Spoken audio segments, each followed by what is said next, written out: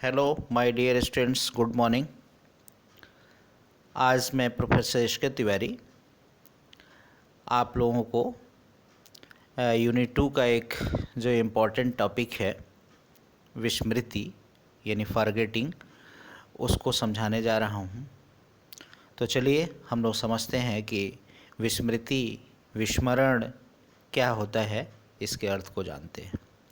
तो देखिए, अगर सामान्य अर्थों में बात करें तो विस्मरण से जो हमारा अभिप्राय होता है कि जो हम चीज़ सीखे होते हैं, है ना, या जो क्रिया को सीखे होते हैं उसको आवश्यकता पड़ने पर स्मरण न कर पाने की जो स्थिति होती है उसको ही हम विस्मरण कहते हैं। परंतु थोड़ा मनोविज्ञान में अलग होता है। मनोविज्ञान के हिसाब से जिन तथ्यों, अनुभवों या घटनाओं को स्मृति चिन्ह के रूप में अपने मस्तिष्क में धारण तो करता है व्यक्ति, पर आवश्यकता पड़ने पर उसे चेतन मन पर लाने में असफल हो जाता है, तो उसको ही हम विस्मृति कहते हैं। अगर दूसरे शब्दों में कहें तो व्यक्ति जब किसी वस्तु या ज्ञान को सीखता है तो उसके स्मृति चिन्ह व्यक्ति के मस्तिष्क में बन जाते हैं और आवश्यकता पड़ने पर व्यक्ति उसे याद कर लेता है। पर कभी कभी ऐसा होता है कि व्यक्ति सीखे गए ज्ञान या क्रिया को आवश्यकता पड़ने पर याद नहीं कर पाता है। तो इस प्रकार की जो शक्ति है उसको हम विस्मृति या विस्मरण कहते हैं। अब विस्मरण को अन्य विद्वानों ने भी अपने अपने ढंग से परिभाषित किया है, तो चलते हैं उनके परिभाषाओं पर थोड़ा विचार कर लेते हैं। तो विस्मरण की या विस्मृति की परिभाषाएं, तो मन के अनुसार सीखे हुए तथ्यों को धारण करने के पश्चात पुनः उन्हें स्मरण करने की असफलता को विस्मृति कहते हैं। यानी जो हम सीखे हुए ज्ञान है या विषय है या तथ्य हैं, है ना, उसको जब हम स्मरण करने में असफल होते हैं तो उसको विस्मृति कहते हैं। दूसरा है कि जेम्स ड्रेबर ने बताया है, जेम्स ड्रेबर के अनुसार, कि किसी समय प्रयास करने के बाद भी किसी पूर्व के अनुभवों को स्मरण करने में असफल होना ही विस्मृति है ना। यानी किसी समय जो चीज़ हम याद किए थे उस समय को आज आवश्यकता पड़ने पर जब हम उसको याद करना चाहते हैं तो उसमें असफल हो जाते हैं, तो उस असफलता को ही विस्मृति कहते हैं, है ना। तो इस प्रकार से हम देखते हैं कि विस्मृति क्या है, तो पूर्व में सीखे गए ज्ञान या क्रिया को आवश्यकता पड़ने पर उसे पुनः याद न करने की स्थिति को हम विस्मृति कहते हैं। अब विस्मृति के प्रकार, टाइप्स ऑफ फॉरगेटिंग, तो विस्मृति के प्रकार कितने होते हैं? तो विस्मृति मुख्य रूप से दो प्रकार के होते हैं। पहला जो है सक्रिय विस्मृति और दूसरा निष्क्रिय विस्मृति।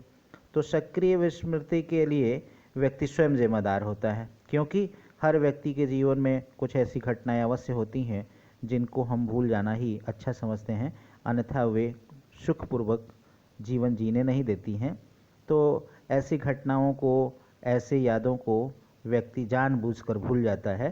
तो जो जानबूझकर भूलता है उसको हम सक्रिय विस्मरण या विस्मृति कहते हैं। दूसरा है निष्क्रिय विस्मृति या विस्मरण। तो निष्क्रिय विस्मरण के लिए व्यक्ति स्वयं जिम्मेदार नहीं होता है, वह अनायास ही उसको भूल जाता है ना। इस प्रकार के जब अनायास अपने से जो चीज़ भूल जाता है ना, जो हम याद किए हैं, जैसे जो चीज़ पढ़े हैं, सीखे हैं, उसको अपने आप भूल जाते हैं, तो इस प्रकार के विस्मृति को जो है हम निष्क्रिय विस्मृति या विस्मरण कहते हैं। तो विस्मृति के जो कारण है, अब थोड़ा बात कर लेते हैं कि विस्मृति के कारण कौन कौन से हैं। तो विस्मृति के जो या विस्मृति के या फॉरगेटिंग के जो मुख्य कारण हैं वो दो प्रकार के होते हैं, जिनको हम दो भागों में बांटे हैं, सैद्धांतिक, है ना, और व्यवहारिक। तो सैद्धांतिक कारण में हमारे तीन कारण आते हैं। पहला अनुप्रयोग का सिद्धांत। यह सिद्धांत हमें बताता है कि जब भी हम किसी ज्ञान को, कौशल के या क्रिया को सीखते हैं तो उसके स्मृति चिन्ह हमारे मस्तिष्क में तो बन जाते हैं, है ना। पर हम क्या करते हैं, मस्तिष्क और उस स्मृति चिन्हों के द्वारा व्यक्ति उनको याद करता है, पर यदि सीखे हुए ज्ञान को या क्रिया को समय पड़ने पर हम उसको पुनः नहीं दोहराते हैं, है ना, समय समय पर उसको नहीं दोहराते हैं, तो मस्तिष्क में बने स्मृति चिन्ह क्या होते हैं, हल्के पड़ते जाते हैं और धीरे धीरे वो समाप्त होने लगते हैं। फलस्वरूप उसको याद करने में, है ना, असफलता होती है, उसको हम आसानी से याद नहीं कर पाते हैं।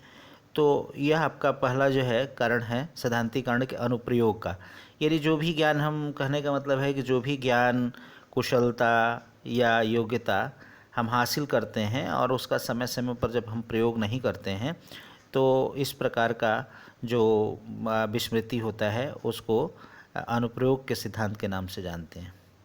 दूसरा है कि हस्तक्षेप का सिद्धांत। इस सिद्धांत के अनुसार जब हम एक पाठ को याद करने का प्रयास करते हैं तो पहले पाठ के स्मृति चिन्ह जो हमारे मस्तिष्क में बने हुए होते हैं वे दूसरे पाठ के को याद करने में बाधा पहुंचाते हैं। अर्थात एक ज्ञान तथा कुशलता दूसरी ज्ञान तथा कुशलता के सीखने में जब बाधा डालने लगते हैं, है ना, तो यह होता है कि हम पूर्व में सीखी गई बातों को धीरे धीरे भूलने लगते हैं और नई बातों को याद रखने का प्रयास करते हैं। तो इस क्रिया में दो परिस्थितियाँ उत्पन्न होती हैं। पहली परिस्थिति में पुराना ज्ञान क्या होता है, नए ज्ञान को सीखने में बाधा पहुंचाता है, और तथा दूसरी परिस्थिति में क्या होता है कि नया ज्ञान पुराने ज्ञान को याद रखने में बाधा पहुंचाता है। पर दोनों में एक बात समान है कि ये दोनों परिस्थितियों में विषय वस्तु को याद रखने में बाधा पहुंचती हैं। तीसरा है कि दमन का सिद्धांत। इस सिद्धांत के अनुसार व्यक्ति अपने जीवन की कुछ दुखद एवं अपमानजनक बातों को, है ना, क्या करता है, जिंदगी से भूल जाना चाहता है ना, अपमानजनक घटनाओं को भूल जाना चाहता है। क्यों? क्योंकि वो समय समय पर याद आती हैं। तो जब वो समय समय पर याद आती हैं तो व्यक्ति को कष्ट एवं दुख होगा, है ना। और तो इसलिए व्यक्ति जो है वो क्या करता है, उस चीज़ों को भूल जाना ही श्रेयस्कर समझता है और उसको वह दमन कर देता है। और जब वो दमन हो जाते हैं तो हमारे अचेतन मन में चली जाती हैं, जिसके कारण उसका विस्मरण हो जाता है। तो इस तरह से ये तीन कारण हमारे सैद्धांतिक कारण हैं। अब स्मृति के जो सामान्य कारण है उस पर थोड़ी चर्चा कर लेते हैं कि वो सामान्य कारण कौन कौन से हैं। तो विस्मृति के जो सामान्य कारण, उसमें पहला है खराब शारीरिक स्वास्थ्य। देखिए, किसी भी कार्य को करने के लिए व्यक्ति तब अच्छे ढंग से करेगा जब उसका शारीरिक स्वास्थ्य अच्छा होगा। पर जब उसका शारीरिक स्वास्थ्य खराब होता है तो वह सही ढंग से काम को नहीं करता है, और जब सही ढंग से काम नहीं करता है तो जो भी वो विषय वस्तु सीखता है वह सही ढंग से नहीं सीख पाता है और वह शीघ्र जो है भूल जाता है। दूसरा है खराब मानसिक स्वास्थ्य। देखिए, मानसिक स्वास्थ्य का सीधा संबंध व्यक्ति के शारीरिक स्वास्थ्य से होता है ना। यदि व्यक्ति शारीरिक रूप से अगर स्वस्थ नहीं है तो उसका मानसिक स्वास्थ्य भी ठीक नहीं होगा, हैं। तो कहने का मतलब ये है कि जब ये हमारा मानसिक स्वास्थ्य खराब हो जाता है तो अनेक परेशानियां उत्पन्न होने लगती हैं, जिससे हम सीखी गई विषय वस्तु को भूल जाते हैं, अर्थात विषय वस्तु को स्मरण करने में कठिनाई उत्पन्न हो लगती है। तीसरी है कि सीखी गई सामग्री की प्रकृति। देखिए, विस्मृति का एक प्रमुख जो कारण है वो सीखी गई सामग्री की प्रकृति भी है। क्यों? क्योंकि सीखी गई सामग्री सरल एवं सार्थक होती है तो उसको हम शीघ्र आसानी से स्मरण कर लेते हैं, पर इसके विपरीत सीखी गई सामग्री की प्रकृति कठिन और निरर्थक होती है तो वह शीघ्र ही विस्मृति हो जाती है। चौथा कारण है कि सीखने की विधि। जब किसी भी विषय वस्तु को उसकी उपयुक्त विधियों के द्वारा सीखा जाता है तो वह अधिक दिनों तक क्या होता है, हमारे मस्तिष्क में रहती है। पर यदि हम उन विधियों को, उन वस्तुओं को या विषय वस्तुओं को या विषयों को, है ना, उपयुक्त उचित विधि द्वारा नहीं सीखते हैं तो उस विषय वस्तु का विस्मरण शीघ्र होने लगता है। पांचवा कारण है कि शिक्षक का व्यवहार। किसी भी क्रम या कौशल को या ज्ञान या कौशल को, है ना, सीखते समय शिक्षक का व्यवहार छात्रों के प्रति प्रेम पूर्वक, सहयोगात्मक तथा उसकी भावनाओं का सम्मान करने वाला होना चाहिए। तब तो वह किसी विषय को अधिक स्थायी रूप से अपने मस्तिष्क में रख सकता है। पर यदि इसके विपरीत सीखते समय शिक्षक का व्यवहार छात्रों के प्रति सहयोगात्मक अपूर्णपूर्ण होता है तो वह विषय सामग्री शीघ्र विस्मृत होने लगती है ना। क्योंकि उस समय आपके मन में जो भय, क्रोध एवं घृणा की भावना रहती है, जिसके कारण उसका ध्यान जो है विषय वस्तु पर न हो करके उसके विषय वस्तु का विस्मरण पर अधिक होता है। सीखने में रुचि, यदि किसी भी ज्ञान या विषय वस्तु को सीखने में रुचि अधिक होती है तो वह विषय वस्तु ज़्यादा दिन तक हमारे मस्तिष्क में बनी रहती है, स्मरण रहती है। और जब विषय वस्तु में रुचि कम या नहीं के बराबर होती है तो वह विषय वस्तु अधिक विस्मृत हो जाती है। सातवां कारण है मादक पदार्थों का सेवन, या उसको कहते हैं नशीली पदार्थों का सेवन। जो व्यक्ति मादक पदार्थों का सेवन करते हैं उनकी स्मृति धीरे धीरे कम होने लगती है, और एक समय ऐसा आता है कि जब वह किसी चीज़ को अच्छे ढंग से याद नहीं कर सकते हैं, और याद करते भी हो तो उसको शीघ्र भूल जाते हैं। आठवां है विषय वस्तु का अनुप्रयोग।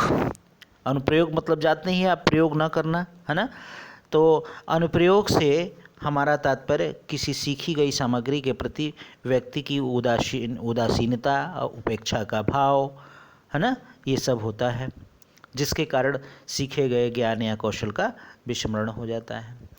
अब बात करते हैं कि सीखने की जो स्मृति है ना, उसको बढ़ाने की क्या क्या विधियां हैं या उसके क्या क्या तरीके हैं, अब उस पर थोड़े हम लोग चर्चा कर लेते हैं। तो सीखने की स्मृति शक्तियों को बढ़ाने की विधियां क्या क्या हैं। तो सबसे पहला ये है कि अच्छा शारीरिक एवं मानसिक स्वास्थ्य। देखिए, अभी हम लोग ऊपर भी चर्चा किए हैं कि जब बालक का शारीरिक एवं मानसिक स्वास्थ्य अच्छा होगा तभी उसके शारीरिक अंग और मानसिक शक्तियाँ सही रूप से काम करेंगी, और जब मानसिक शक्तियाँ सही रूप से काम करेंगी तब जाकर के वह बालक जो है किसी भी विषय वस्तु को, ज्ञान को, कुशलता को अच्छे प्रकार से सीख पाएगा। अन्यथा वह सही ढंग से वह चीज़ों को न सीख पाएगा और न ही उसको अपने स्मृति में धारण कर पाएगा। दूसरा है कि पाठ्य वस्तु की उपयोगिता। देखिए, जो भी विषय वस्तु या ज्ञान या कुशलता हासिल करना चाहते हैं, अगर उसकी उपयोगिता व्यक्ति के जीवन में है तब तो वह उस विषय वस्तु को व्यक्ति याद करना चाहता है। हाँ, वहीं जब उसको लगता है कि इस पाठ्य वस्तु की जो उपयोगिता हमारे जीवन में नहीं है तो उसको भूलने लगता है। कहने का मतलब है कि अगर पाठ्य वस्तु की उपयोगिता बालक के जीवन में हो तो वह उसको अच्छे तरह से पढ़ता है, समझता है, अपने मस्तिष्क में धारण करता है, अन्यथा वह उसको भूल जाता है। तो इसलिए जो भी हम विषय वस्तु पढ़ाएं वो बच्चों के लिए उपयोगी होना चाहिए, तो उसको बच्चा याद कर पाएगा। तीसरा है स्मरण करने की इच्छा। देखिए, कोई भी चीज़ जिसको हम स्मरण करना चाहते हैं तो उसमें हमारी इच्छा का बहुत बड़ा हाथ होता है। देखिए, कुछ चीज़ों को हम पढ़ते हैं तो यह सोच कर नहीं पढ़ते हैं इसको बहुत दिनों तक याद रखना है, उसको ये सोचते हैं कि चलो अभी याद कर लेते हैं, अपना काम कर लेते हैं, फिर बाद में भूल जाएंगे, कोई बात नहीं है, है ना। तो अगर इस तरह की इच्छा अगर बालक के पास है कि उसको अस्थायी रूप से अपने मस्तिष्क में नहीं रखना चाहता है, कुछ समय विशेष के लिए रखना चाहता है, तो वह आसानी से विस्मृति हो जाती है। इसीलिए कहा गया है कि अगर स्मरण को बढ़ाना है तो बालक को स्मरण में करने की जो इच्छा है उसको बढ़ाना होगा। जब स्मरण की इच्छा बढ़ जाएगी, उसकी उपयोगिता बढ़ जाएगी, तो बालक उसको अच्छे ढंग से याद करेगा और वह स्मरण भी उसका अस्थायी होगा। चौथा है स्मरण करने में ध्यान। देखिए, जब हम कोई चीज़ याद करते हैं तो हम देखते होंगे कि कुछ बच्चे जो है किसी विषय वस्तु को, ज्ञान को ध्यान से याद करते हैं, और कुछ बच्चे किसी विषय वस्तु को याद करते हैं तो उनका ध्यान कहीं और रहता है और उसको याद और तरीके से करते हैं, है ना। मैंने सोचते हैं चलो किसी तरह से उसको याद कर लेना है ना। तो इस तरह से अगर वो करेंगे तो उनकी स्मरण शक्ति जो है नहीं बढ़ेगी और ना विषय वस्तु है, ज्ञान है, वो अधिक दिनों तक स्थायी होगा। तो इस प्रकार से स्मरण शक्ति में ध्यान का बहुत बड़ा हाथ होता है। जब भी हम विषय वस्तु को पढ़ें तो ध्यान से पढ़ें, समझ करके पढ़ें, तब वह हमारी स्मृति में ज़्यादा दिन तक अस्थायी रहेगी। पाँचवा है स्मरण करने के बाद विश्राम। देखिए, हम कुछ चीज़ों को क्यों भूल जाते हैं, क्योंकि जब लगातार हम काम करते हैं, लगातार पढ़ते हैं, लिखते हैं, समझते हैं, तो हमारे अंदर थकान होता है और थकान के कारण हम सही ढंग से उसको स्मरण नहीं कर पाते हैं। तो यदि हम कोई चीज़ स्मरण करते हैं, सीखते हैं, तो उसके बाद थोड़ा सा अगर हम विश्राम कर लेते हैं, आराम कर लेते हैं, तो हमारा जो सीखना है, जो स्मृति है, वो बढ़ती है और वह स्थायी भी होती है ना। तो छठा है आपका पूर्ण रूप से सीखना। देखिए, कोई भी ज्ञान को अगर आधा अधूरा आप सीखेंगे तो वह आसानी से जो है क्या हो जाएगा, भूल जाएगा, है ना। तो इसलिए जिस भी विषय वस्तु को हम सीखें तो उसको ध्यान से सीखें और सही रूप से सीखें और पूरा सीखें, आधा अधूरा उसका ज्ञान ना करें, है ना। जब पूर्ण रूप से हम सीखेंगे विषय वस्तु को तो वह चीज़ें जो है हमारे मस्तिष्क में ज़्यादा दिन तक स्थायी रहेंगी और हमारी स्मृति में रहेंगी। सातवां है सीखने की उपयुक्त विधि। देखिए, स्मरण शक्ति को बढ़ाने का एक जो तरीका है वो है कि जो भी चीज़ या जो भी विषय वस्तु हम सीखें तो उसके लिए जो उपयुक्त विधि है, तरीका है, उन तरीकों के द्वारा सीखें। अगर उपयुक्त तरीकों के द्वारा हम विषय वस्तु को नहीं सीखते हैं तो वह हमारी स्मृति को बढ़ाने में मदद नहीं होगी, हम उन चीज़ों को जल्दी भूल जाएंगे। और आठवां है दोहराने और पुनरावृत्ति के प्रवृत्ति। देखिए, हम कोई चीज़ सीख तो जाते हैं, याद तो कर लेते हैं, पर उसको कभी दोहराते नहीं हैं, उसका प्रयोग कभी हम नहीं करते हैं। तो जब हम उसको दोहराएंगे नहीं, उसका प्रयोग हम नहीं करेंगे तो स्वाभाविक सी बात है कि हमारी स्मृति में वह नहीं आएगा। जब स्मृति में नहीं आएगा तो हम उसको भूल जाएंगे। तो एक जो स्मृति को बढ़ाने का जो एक तरीका है ना, वो ये है कि विषय वस्तु को दोहराते रहें या उसकी पुनरावृत्ति बार बार करें। देखिए, क्या होता है ना कि जब कोई भी विषय वस्तु हम सीख लेते हैं तो विषय वस्तु के स्मृति चिन्ह हमारे मस्तिष्क में अर्थ चेतन मन में बन जाते हैं, है ना। और जब जितना समय बीत जाता है और उसका हम जो है पुनरावृत्ति नहीं करते हैं, उसको दोहराते नहीं, तो स्मृति चिन्ह धीरे धीरे जो है वो कमज़ोर पड़ते जाते हैं और धीरे धीरे हम उसको भूलने लगते हैं। तो हम ऐसा ना करें, हमारे मस्तिष्क के जो स्मृति चिन्ह हैं वो क्या हो, गहरे हों और अस्थाई हों। इसके लिए विषय वस्तु को हमें समय समय पर दोहराते रहना चाहिए। तो आज हमने आपको फॉरगेटिंग यानी विस्मरण या विस्मृति के बारे में आपको बताया। आशा है आपको यह विषय वस्तु समझ में आई होगी। धन्यवाद।